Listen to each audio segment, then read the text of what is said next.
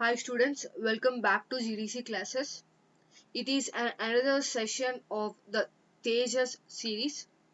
In this session, we will discuss MCQs on the topics hemopoietic system and lymphatic system. Okay, we will try to solve the MCQs both on the hemopoietic system and lymphatic system. So let us start. So the first question: serum differs from blood plasma as it lacks. So, what is the thing that is present in the plasma and it is absent in the serum? So, what makes the plasma different from the serum? The options are antibodies, clotting factors, albumin, globulins. So, the answer is clotting factors. Clotting factors they are present in the plasma, whereas they are absent in the serum. So what is this plasma and the serum? So as you all know, the blood it is made up of the red blood cells, white blood cells, platelets, and the plasma. If you try to sample or if you try to draw some blood out of a human body and you add some anticoagulant, so if the blood is drawn out of the body and if it is kept aside at room temperature, obviously after some time the blood will clot. Okay, the clots will be formed, and if you add some anticoagulant to the blood and if you subject it to centrifugation, so this is how it will look. The red blood cells they will settle at the bottom, then the other layer will be of the white blood cells and the uppermost layer will be of the plasma. So if you add anticoagulant so that the coagulation of the blood will not happen, and if you subject it to centrifugation, this is how the separation will takes place. And if you don't add the anticoagulant and if you let the blood to clot or coagulate and then you subject it to centrifugation, so all the red blood cells, white blood cells, platelets, they will they will clot and they will settle at the bottom, and then the remaining fluid is known as the serum.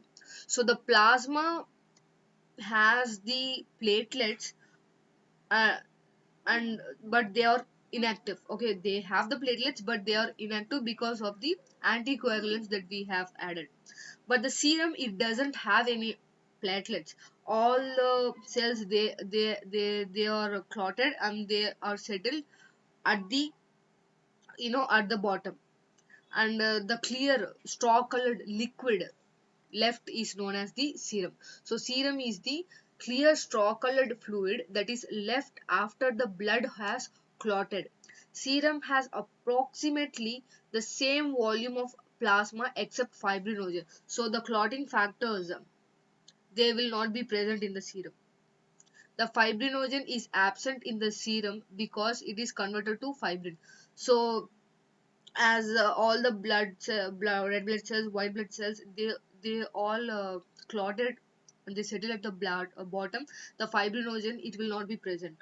The serum is just a fluid, it is just a straw colored liquid. And what is the difference between the plasma and the serum? Clotting factors. Clotting factors are present in the plasma, whereas in the serum the clotting factors are not present. Now coming to the next question, red blood cells are also known as. Options are erythrocytes, platelets, leukocytes, or none of the above. So, what is the other name for red blood cells? They are known as erythrocytes. So, the blood has red blood cells, white blood cells, and platelets. Red blood cells are also known as erythrocytes. White blood cells are also known as leukocytes, whereas the platelets they are also known as thrombocytes. So remember that the erythrocytes and leukocytes they are cells, they are the blood cells, whereas the platelets they are known as the cell fragments. Okay, they are not cells, they are cell fragments. Why? The platelets are formed as a result of fragmentation of the megakaryocytes. So the megakaryocyte it will undergo fragmentation. Different fragments are formed, and each fragment will become a platelet. So that's why the platelet is known as a cell fragment. So remember, red blood cells or erythrocytes, white blood cells or leukocytes, platelets or thrombocytes. Now the next question, most of the volume of a normal human blood is composed of. So the blood, it is made up of the cells and the plasma. So what constitutes or what makes up the most volume of the blood? Red blood cells, platelets, plasma, or white blood cells? So what is the answer? Plasma. So plasma, it constitutes a larger volume of the blood. It makes up a larger volume of the blood. So plasma, it makes up about 55% of the blood as a whole. And white blood cells and platelets, they constitute about 4%. Red blood cell constitutes about 41%. So first the plasma, then the red blood cells, white blood cells, then the platelets. Next question, which lymphatic structure absorbs the lipids in the intestine? The options are veins, lymphatic tracts, lacteals, or collecting ducts. So, which lymphatic structure will help in the absorption of lipids in the small intestine? So, the food we eat, they contain different macromolecules like the proteins, lipids, carbohydrates, and the nucleic acids. The proteins, carbohydrates, and these proteins and carbohydrates, they are somewhat water soluble. Okay, they can be absorbed directly from the digestive tract into the bloodstream. But the fats, the lipids, they are hydrophobic in nature, whereas the blood, it is a hydrophilic environment. And also the lipids are somewhat larger in size. So that's why the lipids or the fats, they cannot enter into the bloodstream directly. First they will enter into the lymphatic circulation, that means the lacteal vessel, it is a lymphatic vessel. So in the small intestine, these are the structures called villi. There are these structures called villi, and in the villi, both the blood blood capillaries and the lymphatic capillary, which is the lacteal, it is present. So into the blood capillaries, the proteins, carbohydrates, they are absorbed, but the lipids, they are absorbed into the lacteal circulation, and from there they will travel into the lymphatic vessels, and from the lymphatic vessels into the bloodstream. So the fats, they will be modified, the lipids present in the food, they will be modified, they will be broken down into structures called chylomicrons. These chylomicrons, they are very large, and also they are hydrophobic. So they will be absorbed into the lacteals, and from the lacteals they will be drained into the blood circulation.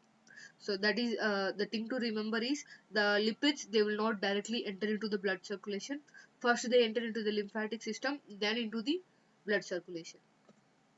Next question, which lymphoid organ is one of the primary sites of cancer metastasis? So what is cancer metastasis? So it is the spreading of the cancer from the region of its origin. So for example, if the cancer is formed in the lungs, from the lungs it will be spread into different organs of the body. So that is cancer metastasis. So which is the lymphoid organ that is the primary sites for the cancer metastasis? The examples, adenoids, tonsils, lymph nodes, or spleen. What is the answer? Lymph nodes. So lymph nodes, these are the structures. So these are these ball-like structures here. These are the lymph nodes. These are the lymph nodes. So when the interstitial fluid, okay, interstitial fluid means the tissue fluid. The tissue fluid, it will enter into the lymphatic system, and it will travel through the lymphatic vessels and also through the lymph nodes. So lymph nodes will be present all along the lymphatic vessels like this. So these are the green structures or the lymphatic vessels, and at some places the lymphatic nodes will be present. So lymphatic, what is the function of the lymphatic nodes? The lymphatic nodes, they contain macrophages and lymphocytes. Okay, they contain the macrophages, which will help in the destruction of any bacteria or pathogen or any other microbes. That's why the lymph nodes, they are the primary sites for metastasis. So when the liquid, when the tissue fluid from the site of injury enters into the lymphatic vessels, they will travel to the lymphatic nodes, and there from there they will spread to different other tissues. So what is the primary site of cancer metastasis? It is lymph nodes. On what basis is the blood group classified? So we have different blood groups, right? The A blood group, AB blood group, B blood group, O blood group. So based on what criteria we will classify the blood groups? The options are antigen and antibody, hemoglobin content, rhesus factor, and oxygen content. So what is the answer? Antigen and antibody. So in the human body, there are two types of antigens. One is A type antigen and the other one is B type antigen. And based on the presence of these antigens, the blood groups are assigned. If A type antigen is present, if only A type antigen is present, then the person's blood is A type. If only B type is present, then it is B type. Both A and B type antigens are present, then the person is having a AB group, AB blood group. And if no antigens are present, then the person is said to be having O blood group. So antigens, these antigens, they will be present on the surface of the red blood cells. Okay, based on the presence of the type of antigen and also based on the absence of the antigen, the blood groups are classified. If A type antigen is present on the red blood cell, okay, if only A type antigen is present on the surface of the red blood cells, then anti-B antibodies are present in the plasma. So antigens are present on the surface of the red blood cell, whereas antibodies, they are present in the plasma of the blood. So if antigen type A is present, then anti-B antibodies are present in the plasma. If antigen type B is present, then anti-A antibodies are present in the plasma. If both antigen A and B are present, then no, then anti, sorry, then no antibodies will be present. And if no antigens are present on the surface of the red blood cells, then both anti-A and anti-B antibodies are present in the plasma. So this is how we will classify the blood groups. And which blood type is a universal donor? So which type of blood group we call as universal donor? Universal donor means a person who can donate his blood to uh, other blood group, persons having other blood groups, so he can donate his blood to other blood groups. So what is the answer? The O. A person having O blood group is known as a universal donor. He can donate to A blood group person, B blood group person, AB blood group person, and also to O blood group person. So why the person having O blood group is said to be a universal donor? Because the O blood group person doesn't have any antigens. So if both A and B type antigens are not present on the surface of the RBC, then that person is said to be a O blood group person. And if he or she donates his or her blood to the other person, as there are no antigens in his blood, the receiving person's blood, it will not react, it will accept the blood as there are no antigens. Okay, here is the classification. A blood group has A antigen and anti-B antibodies are present, and they can donate their blood to both A and AB. B blood group person have B type of antigen and anti-A antibodies, and that person can donate to B and AB blood group person. And AB blood group person, they have both A and B antigens, but doesn't have any antibodies, and they can donate blood to only AB group. Okay, AB group person can donate blood only to another AB group person, and O blood group O person can donate his blood to all other blood groups. So that's why the O group having person is known as a universal donor, and the AB blood group is known as the universal recipient. That means he can receive blood from from all other blood groups. He can receive from O, A, AB, and also A. Why means in antibodies there will not be any antibodies. So if for example if A group A person donates his blood to a person having AB group, as the AB group having person doesn't have any antibodies, so if any antigen enters, the if antibodies are present, then these antibodies will attack those antigens. And if the person is not having any antibodies, who will react? The AB group person will, it will accept the blood as there are no antibodies.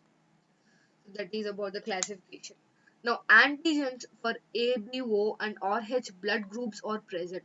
So, I have told you earlier. So, where are the antigens present? What is the location of the antigens? It is plasma, white blood cells, red blood cells, or platelets. The answer is red blood cells. The antigens are present on the surface of the red blood cells. So, like this, the antigens will be present. If A antigen is present, then it is group A. B antigen is present, then it is group B. Both A and B are present, then it is group AB. If no antigens are present, then it is group O. What lymphatic structure absorbs excess lymphatic fluid? Options are lymphatic duct, lymphatic trunk, lymphatic capillary, all of the above. The answer is lymphatic capillary. So as you know, capillaries are the structures or the vessels which are in close contact with the tissues. So they are the smallest vessels, and also they are in close contact with the tissues. So that's why these are the structures which will absorb the excess tissue fluid from the tissues. So what is the organization? The lymphatic capillaries, then comes the lymphatic vessels, lymphatic lymphatic tracts, lymphatic ducts, and then the veins. Okay, so I will show you. Lymph capillaries pick up the excess interstitial fluid and proteins and return them to the venous blood. So the fluid will first enter into the lymphatic capillaries. So when the tissue fluid enters into the lymphatic capillaries, the fluid becomes lymph. Okay, we call the fluid as lymph. Enlargement of spleen is also known as, of course, what is the answer? Splenomegaly. Splenomegaly. Hepatomegaly means, what is hepatomegaly? It is the enlargement of the liver. Splenomegaly, it is the enlargement of the spleen. So an enlarged spleen is also known as splenomegaly, and it is often discovered during a routine physical exam. Why it is caused? It can be caused due to different reasons like any infections, cancers, portal hypertension, or liver cirrhosis. So these are the ones which can cause the spleen to enlarge in its size. Which of these prevents the clotting of the blood in blood vessels? Serotonin, fibrinogen, heparin, or fibrin? So what is the answer? Heparin. So heparin is an anticoagulant. It will prevent the coagulation. Serotonin, it is a hormone. Fibrinogen, it is a clotting factor. And fibrinogen gets converted to fibrin. Fibrin will stabilize the clots. Okay, it forms the blood clots. So heparin is an anticoagulant. It inhibits the reactions that lead to the clotting of blood and the formation of fibrin clots, both in vivo and in vitro. If heparin is added to a blood sample taken in a tube, okay, it will prevent the blood coagulation. It will prevent the blood clotting, so we can store the blood samples. And if heparin is injected into the blood vessels, if any blood clots are formed, the heparin, it will try to dissolve the blood clots. So heparin is an anticoagulant. It suppresses the thrombin action. So thrombin, it is an enzyme which will activate the platelets, and also it will convert the fibrinogen to fibrin threads. So it will promote the clotting process, and also it will inactivate the clotting factor number 9, 10, 11, and 12. And it also activates antithrombin 3. So antithrombin 3, it acts against the thrombin, removes the thrombin, and as a result no blood clotting will happen. So this is about the heparin. Nodules of spleen contain. So what does the nodules, the what does the spleen contain? Red and white pulp, hormone producing cells, glucose stored as glycogen, or cells producing platelets. So red and white pulp. The If you cut a section of the spleen, you can observe red portion and white portion. That is the red pulp and white pulp. White pulp, it is a lymphatic tissue which has lymphocytes and macrophages. So that's why it is white in color. Whereas the red pulp, has it has vessels filled with blood, also the lymphocytes, macrophages, other granulocytes, etc. So in the white pulp, the red blood cells will not be present. Only the lymphocytes and macrophages will be present. Whereas in the red pulp, the red blood cells are present. Which of the following factor is also known as anti-hemophilic factor? So there are different clotting factors, right? About 13 clotting factors are present in our body. So which factor is known as the anti-hemophilic factor? It is factor number 8. Okay, factor number 8 is known as the anti-hemophilic factor. So these are the 13 clotting factors present in our blood. The factor 1 is fibrinogen, factor 2 is prothrombin, 3 is tissue thromboplastin, 4 calcium ion, 5 labile factor, 7 stable factor. There is no factor number 6, remember. Factor 8 anti-hemophilic factor, plasma thromboplastin component, factor number 9, and Stewart power factor, it is 10. 11, it is plasma thromboplastin antecedent. Hegeman factor, factor number 12. Fibrin stabilizing factor, factor number 13. So these are the factors which will initiate, or which will promote the clotting factors. These are involved in the clotting of the blood. So when there is any injury to the skin, or any tissue of the body, the clotting factors, they will be activated, and they will initiate the clotting cascade, which will uh, which will result in the formation of blood clots and prevention of blood loss from the body. So this is the clot coagulation cascade, which has both intrinsic and extrinsic pathway. Clumping of cells is also known as. So when the cells, different cells, number of cells come together and form a clump, what it is known as, what it is called? Clotting, mutation, agglutination, glutathione.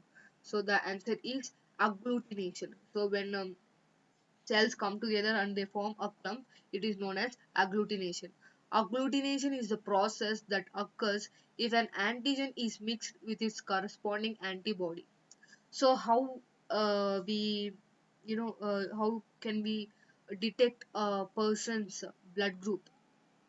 So if we take a person's blood, and if we add anti-A antibodies, and if agglutination occurs, then the person is said to be having antigen A in their blood. And if we add anti-B antibodies, and again agglutination occurs, then the person is said to be having B antigens also.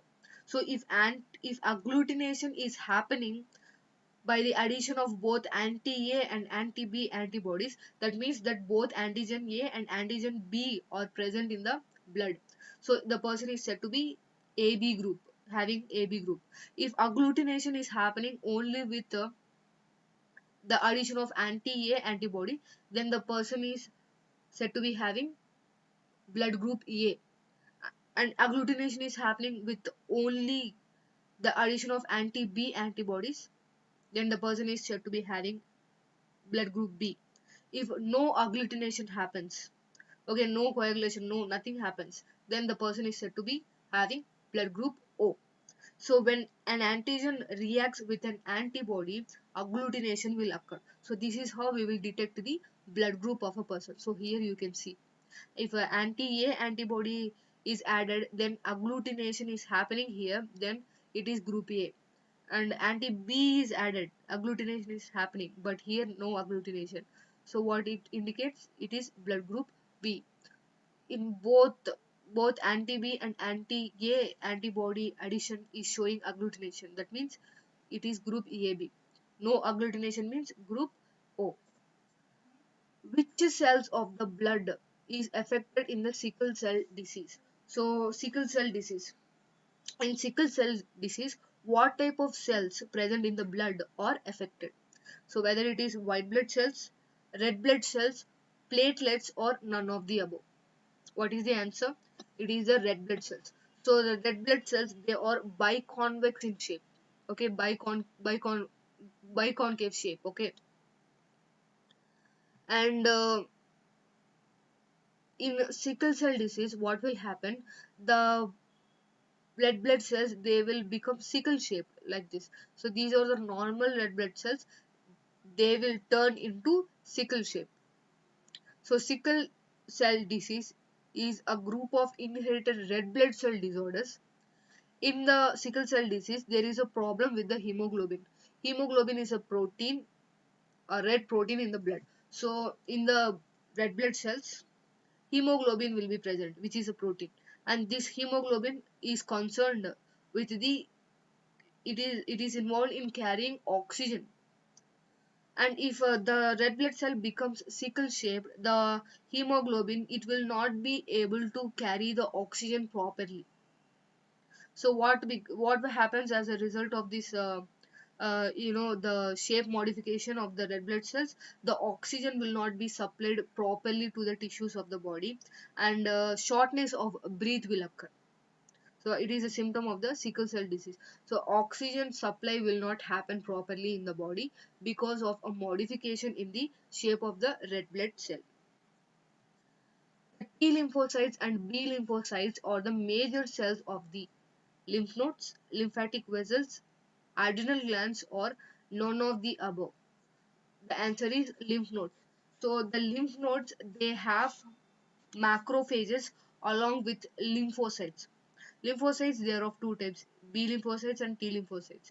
When the lymph passes through the lymph nodes, if any bacteria, any pathogens, or any other harmful substances, if any, are present in the lymph, then the macrophages and the lymphocytes present in the lymph nodes will try to kill those microbes, kill those pathogens, and make the lymph clear of all those unnecessary and harmful microbes. So that is about that is what the lymph nodes do. They have the macrophages and the lymphocytes. They will help in clearing the lymph. Okay, they will help in clearing the lymph of the bacteria and the pathogen. Which blood cells secrete antibody? Antibodies are secreted by what type of blood cells? Is it the eosinophils, monocytes, lymphocytes, or the neutrophils? It is lymphocytes. So lymphocytes, leukocytes, I have told you earlier in the earlier session, I have told you.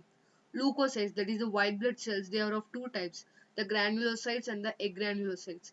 Granulocytes are basophils, eosinophils, and neutrophils, whereas the agranulocytes are lymphocytes and monocytes. So lymphocytes are again two types, the B lymphocytes and the T lymphocytes. So the lymphocytes are the type of white blood cells which will form antibodies. So these antibodies are the structures which will react with the antigen. So if any antigen enters into our body that is said to be harmful to our body, the antibodies will try to destroy that antigen. So B lymphocytes or B cells. So they are programmed to make specific antibodies. If the blood group of an individual is A, then the antibody present is. So if a blood group, if a person is having A blood group, what does it mean? He is having antigen A on the surface of the red blood cell and anti-B antibodies in the plasma. So what is the answer here? It is anti-B antibodies. Anti-B antibodies. If antigen A is present, then anti-B antibodies will be present in the plasma. If antigen B is present, then anti-A antibodies will be present in the plasma. So remember that. Which of the following is known as the Hedgeman factor? So among the numbering, okay, here the question is asking about the numbering. Hedgeman factor number is factor 7. So factor 7 is the Hedgeman factor.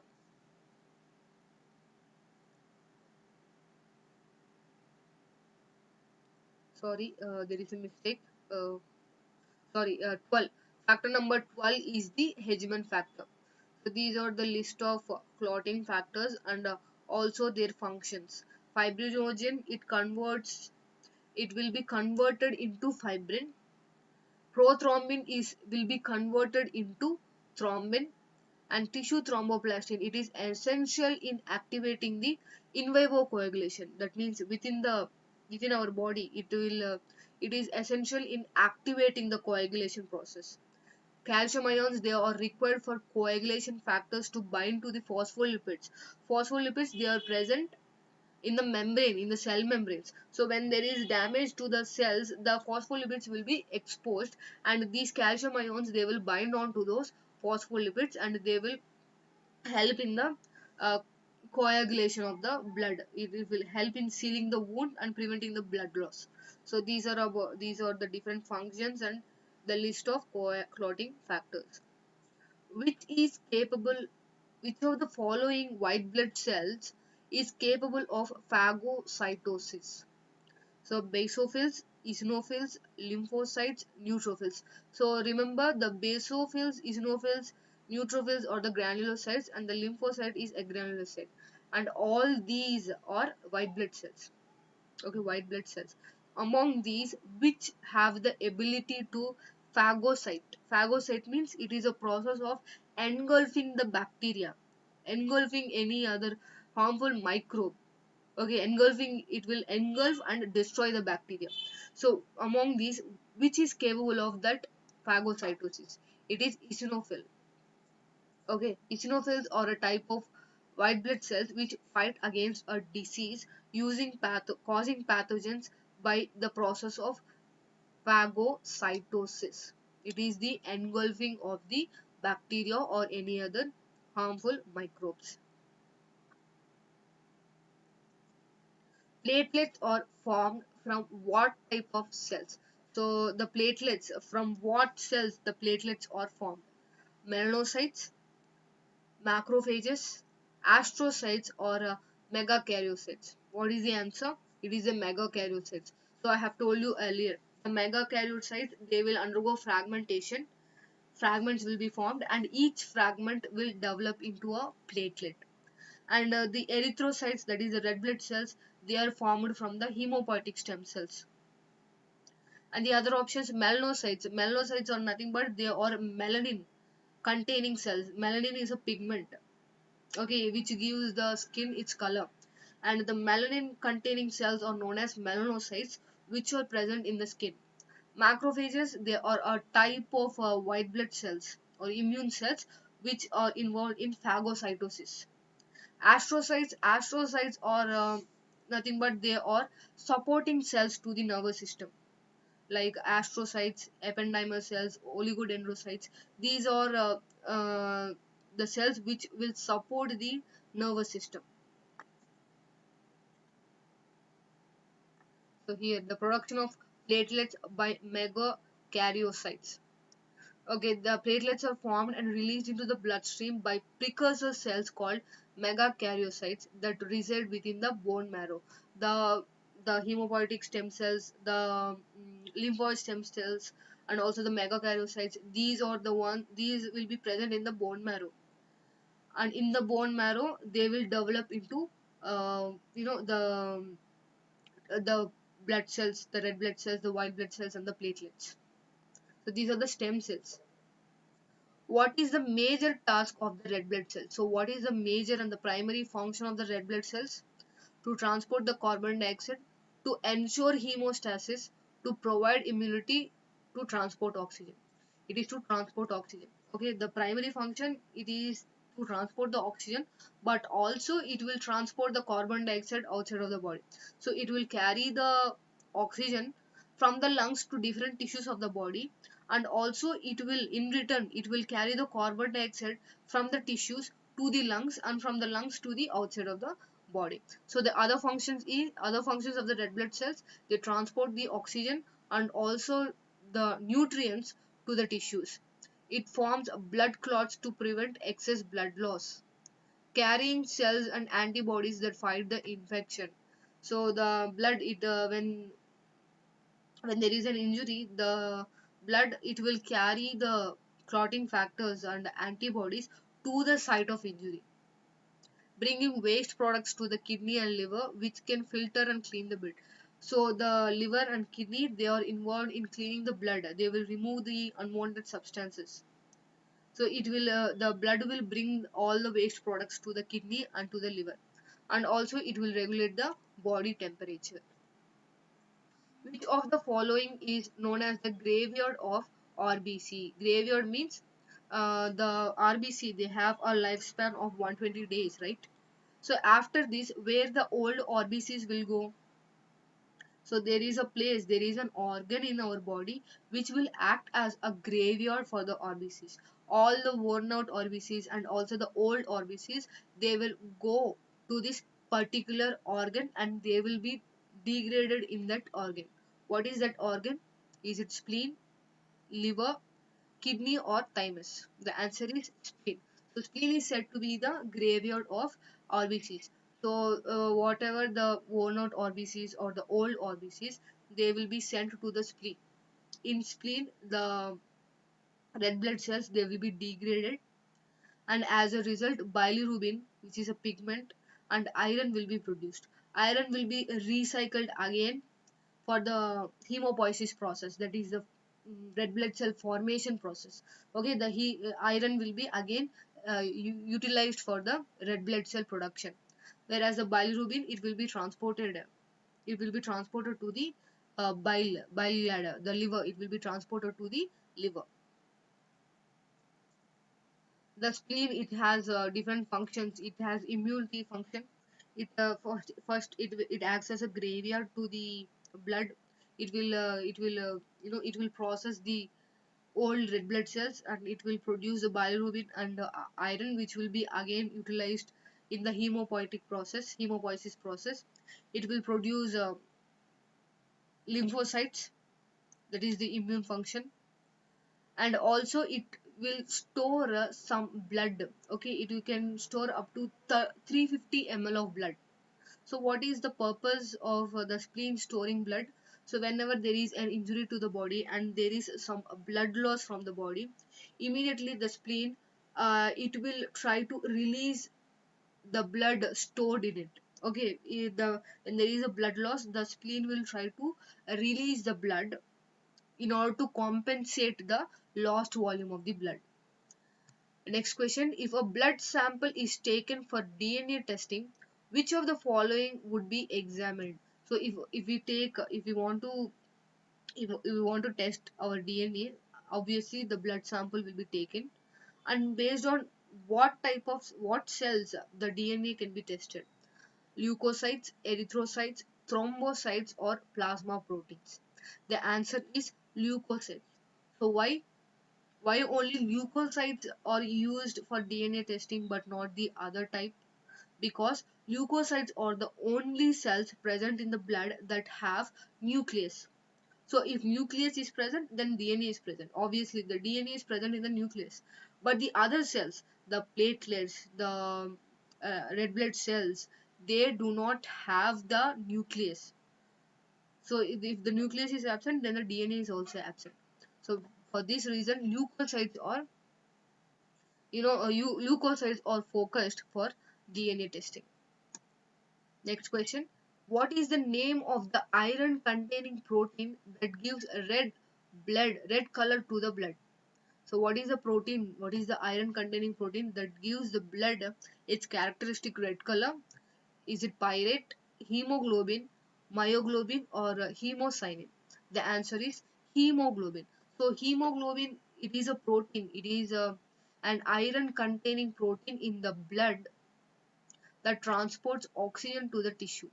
So each hemoglobin molecule has four iron moieties. Okay, four iron moieties, and each iron moiety can carry a molecule of oxygen.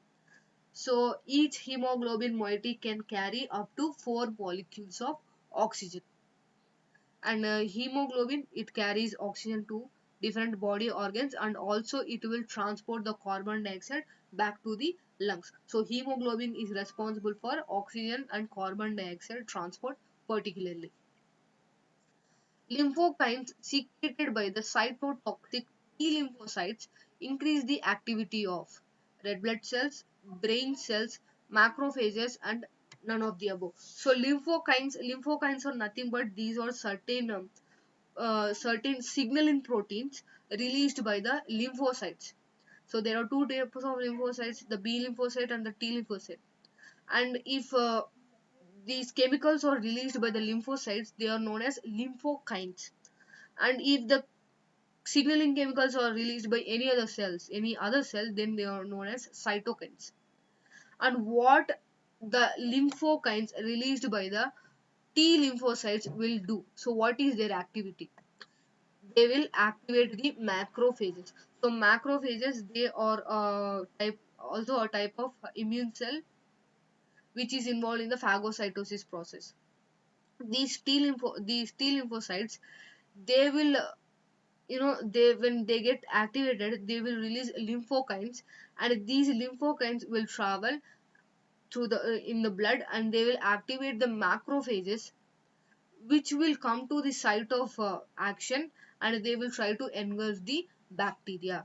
So the lymphokines released by the T cells will activate macrophages.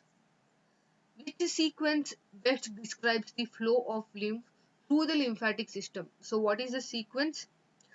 The answer is the capillaries, the vessels, trunks, and then the ducts. So the smallest vessels of the lymphatic system are the capillaries. Capillaries will branch, the capillaries will come together and form the vessels, then the trunks, and then the ducts. From the ducts, the lymph will enter into the jugular vein or subclavian vein, then into the blood stream. So this is the lymphatic flow of lymph in the lymphatic system. So the lymph will enter the lymph capillary, lymph nodes, lymph vessels, lymph trunk, lymph duct, and then into the veins. Which lymphatic structure may also be a site of erythrocyte production in the fetus? So in the fetus, what is the site for the production of red blood cells? Is it the liver, bone marrow, thymus, and spleen? So obviously the bone marrow, obviously it is a site, it is a primary site for the production of red blood cells. What is another structure that is involved in the red blood cell production in the fetus? It is spleen. So spleen is an alternate structure that is involved in the production of red blood cells in the fetus. And what is the structure involved in red blood cell production in adults? It is the red bone marrow. Okay. Now, which of the following are located in the spleen's white pulp? Macrophages, capsules, lymphocytes, and blood vessels. So, what is it? It is the lymphocytes. So, lymphocytes are the primary cells present in the white pulp of the spleen. In the red pulp, what are present? Red blood cells are present. Along with that, macrophages and also lymphocytes are also present. Now the last question: lymph nodes filter and destroy bacteria, RBCs, and WBCs. So it is bacteria. Bacteria, the worn out RBCs, they are destroyed by the spleen, whereas the bacteria which are present in the tissue fluid, they will enter the lymph circulation, and the lymph is when it is passed through the lymph nodes they have the macrophages and the lymphocytes, and these macrophages and lymphocytes, they will try to clear the lymph from any bacteria, any pathogens, or any other harmful microbes. So these are some MCQs on the hemopoietic system and the lymphatic system. So we will try to discuss some more MCQs on different topics of HAP in the next session. Thank you.